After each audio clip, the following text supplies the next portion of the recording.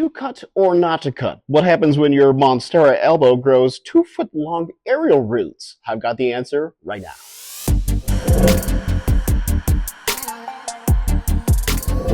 Okay, so here's the situation.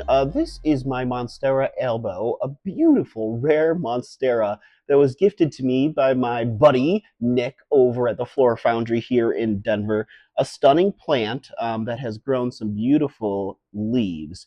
I love the variegation in Monstera elbows. That splash of white is just stunning.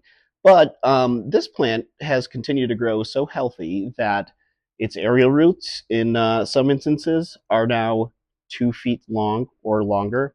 I mean, from this angle, it's hard to see, but take a look at this video that I shot because this will give you a better perspective of the situation I'm dealing with here. So, not only does it have this really long, 2 foot long plus aerial root, but it has another one that is also growing off to the side. And so it made me wonder two things. One, because I noticed that there was less variegation coming in on some of the leaves, the newer leaves. It was my fault, by the way. As I was moving over here, I didn't have it in the sunniest, best spot where I should have to get in that full, beautiful white variegation. And just transitioning a lot of plants, and so it started to suffer in terms of its beautiful creamy white variegation that came in. So yeah, but anyways, still a very healthy, beautiful plant. And the nice thing is, a new leaf coming in does appear to have some splashes of white coming in. But along with that, because it is so healthy, this plant has really long aerial roots, and I wasn't sure what to do with the situation. Its root system as a whole, incredibly healthy. I mean, I had to upscale its pot size probably, gosh, I think this was 3 or 4 months ago, and I put it into a clear paint bucket because it was the largest size upgrade that I could find that was more of a clear pot. And you can see that it has already filled up that whole space with its roots. And so, yeah, it just continues to grow and grow. And I have to say, it had these other really long aerial roots towards the bottom that when I repotted it, I just put them into the soil, which is something I could have done with this one had it been this long at the time, but that is not the case anymore.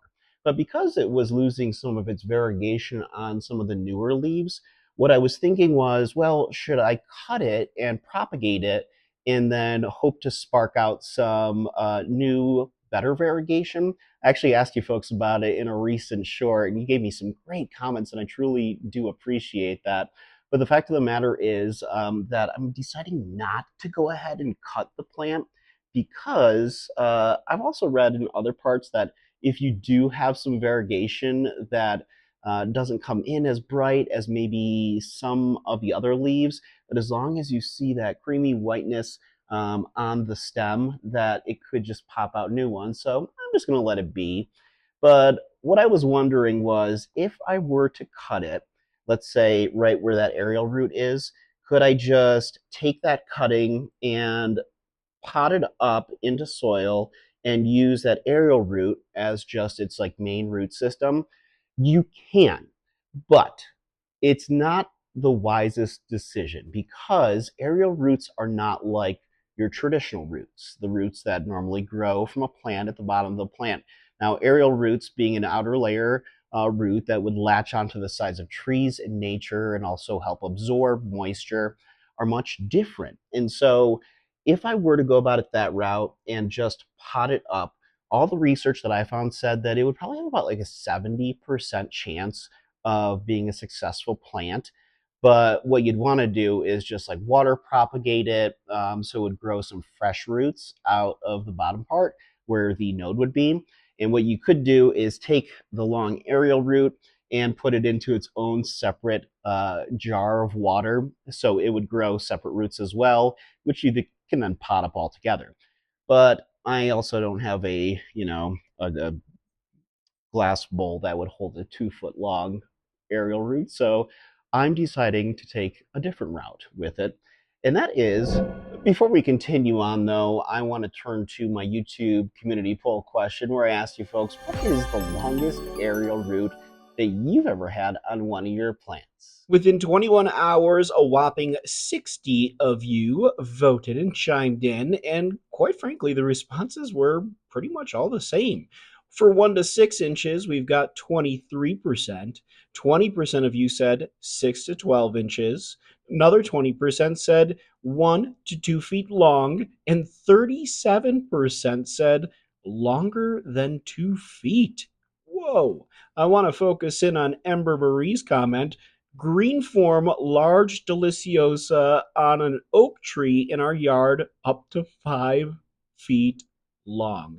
That is bananas. As always, please keep those comments coming. So I'm always interested to hear what you guys are dealing with as well. By the way, what is your rarest monstera? Please let me know in the comments below. Man, oh man, I gotta tell you, this plant, oh, I love its variegation, but those aerial roots, whew, they are nothing to joke around about. I'm just gonna clip it because I was doing all the research online, and it's like, yeah, it's not going to harm the plant one bit. I mean, if it's getting in the way, then might as well just take care of it. So I have these shears here, and I clean them off with hydrogen peroxide rubbing alcohol, let it sit overnight.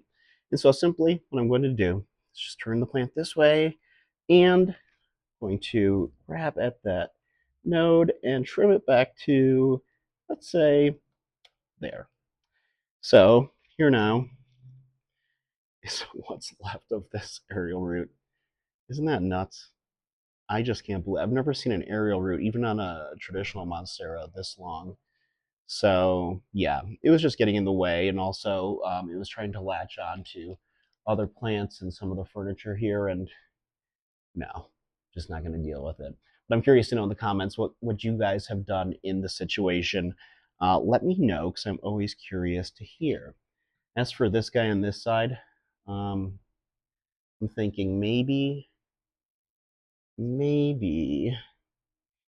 trim him back too because he's going to do the same thing and I just don't have time or patience for that. So, boom, just like that. I think. There we go. Wow, that was clearly a newer route. The thing about that route though is that I kid you not, it was probably only like, I don't know, an inch long about 2 weeks ago, so it was growing rapidly fast. So again, yeah, this won't harm the plant at all. It's just an aerial root, and it'll be fine, and it'll continue to grow new ones as it does. And as they get that long, I will have to chop them up again because I don't want to deal with that. So if you guys want to learn more about unique Monstera, I highly suggest you check out this video up in the corner about my Monstera Thai constellation. Beautiful plant. But before that, I want to thank you guys for watching another one of my plenty videos. If you haven't already, please like this video, subscribe to my channel, and hit that notification bell for more fun and interesting planty content like this. I'll see you guys in the next video.